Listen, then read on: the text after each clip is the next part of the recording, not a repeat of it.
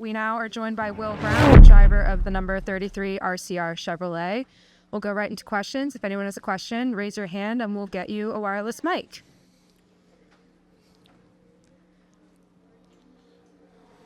All right, we'll start. Will, how are you feeling about being here this weekend? Yeah, it's cool to come over here for myself, watching what SVG did last year. A lot of Aussies have paying a lot of attention to NASCAR now, and pretty excited to come over and have a go. So, I was lucky enough to put a deal together with Richard, and we were able to have him out to Australia at the end of last year, and they made that connection. So for myself, it was cool to put a deal together last minute, and hopefully we have a good weekend. Awesome. All right, we'll go right into questions with Holly, and then we'll go to Bob in the back.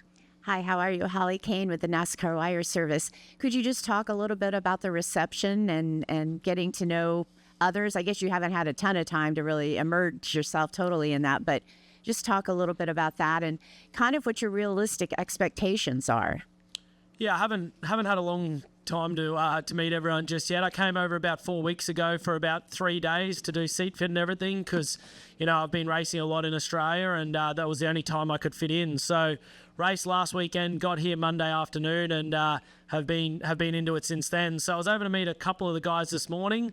It's been pretty cool to be watching the NASCAR and then meet a few of them. But expectations are a really hard thing for this weekend to know what to expect. Shane obviously coming out last year and doing what he did makes it hard for the Aussies to come out now. It's like we're a letdown if we don't win. But no, it's one of those things. I think Shane's been running inside the top 10 for the last couple of road courses he's run, so that'd be a great day if we could do that. But, there's a lot of cars out there that have good drivers in them, so I really don't know what to expect until after practice and qualifying. All right, we'll go to Bob. Bob Hawkers, Fox Sports. Just how much have you been able to be in the sim at all? I'm back here. Sorry, yep. Have you been? What's your preparation been for this weekend? Yeah, I was really lucky when I came out 3 weeks ago. I got, an hour in the sim, so that was good just to familiarise myself with this track. I've never seen it before, hadn't driven it before that. And then this week I was able to piggyback off the end of Austin's session and get an hour there, and then with Kyle doing the test at one of the tracks, I was able to get his whole sim session. So that's something that we don't use back at home for drivers. There's no simulators. We can use a cheaper sort of one in our house, but we don't have that sort of facility or infrastructure. So it was cool to get on it. I think we had a really good sim session on the last day on Wednesday, and seemed to know the track pretty well. We'll go to Alan, then we'll...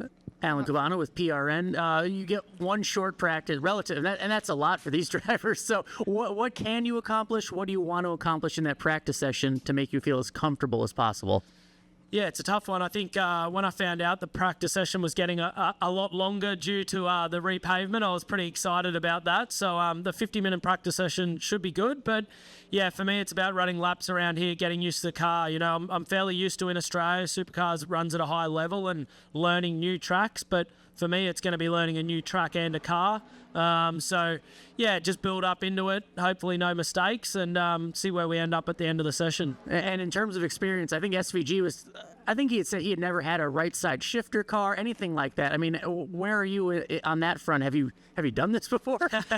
Yeah, Supercar is a very similar car, but they're right-hand drive. I race in GT cars, so I race left-hand drive, but they're paddle. So I haven't shifted with the right hand yet, so we'll see how I go with that. But, in the sim, it wasn't a drama at all. You sort of just, I don't know, I'm used to racing different cars, so you sort of switch over, and it'll be interesting once I'm out on track, but so far I haven't found it too bad. Thank you. We'll go to the back, and then we'll come up front here. Tom Zaleski, Iron County Today. New surface here at this place. Did the time at the simulator teach you anything about this place, or is this going to be an ongoing learning on the fly kind of thing? I think I feel good after the simulator. I think it's a very good tool to use and get a driver up ready for the track. But nothing is the same as the real thing at the end of the day. So can prep that way, but until I get out there, I don't really know what to expect. So I know the layout, know where I've got to go, and the bumps, but we'll see how the real car reacts to it. Go ahead. Well, there hasn't been a whole lot of Australians here in NASCAR, but did you follow it all? I know you're pretty young, but did you follow Marcos Ambrose at all? growing up? Yeah, so I wouldn't say I followed it massively when I was younger. I got into racing a little bit later. So, Marcus was actually coming back to Australia when I was coming into the supercar sort of scene. So, yeah, I've definitely kept an eye on it. I think since Shane coming over, it's really put it on the map. I think for a lot of Australians, it wasn't that we loved watching NASCAR, but we probably didn't think it was possible to get a team to look at us and give us the opportunity to drive in a NASCAR. So, after Shane doing that, it's opened up some doors. And, with meeting Richard last year, it sort of just come on from there. And, I've stayed in contact, and I didn't think I'd be in this position a year ago. So it's pretty exciting. You don't necessarily remember the year Marco's almost won here, right? I mean, No, I don't. No, okay. sorry. All right. We'll stay up front. Hi, Bill Sessa from the Napa Valley Register. In the Supercar and the other series you run in, you run against a lot of the same people, so you learn their tendencies. You know how to race them. Yep. How do you approach this race? Besides the car, you're racing with a bunch of people you've never raced with before. What do you look for?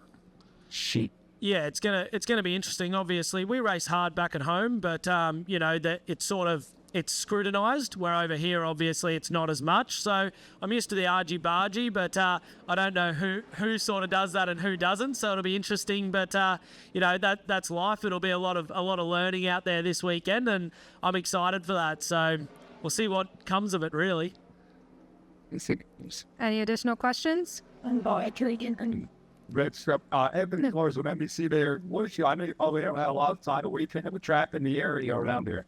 Yeah, it's awesome. It's been cool to have a look. I walked the track for the first time this morning, and the undulation, how steep it is going into turn 2, I didn't expect that. I don't think the simulator shows that as much or even onboard footage. So, there's a lot of uphill and downhill, but we do have tracks similar to that in Australia, so it's not unusual. But, probably didn't expect that. And, I'm just cool to see everyone come out here on Sunday and see what it's like to race over here in front of a crowd.